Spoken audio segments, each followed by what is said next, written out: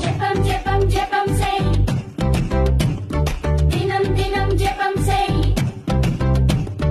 கைகளை கூப்பியே கண்களை மூடியே முழங்காலில் நின்று ஜெபம் செய்.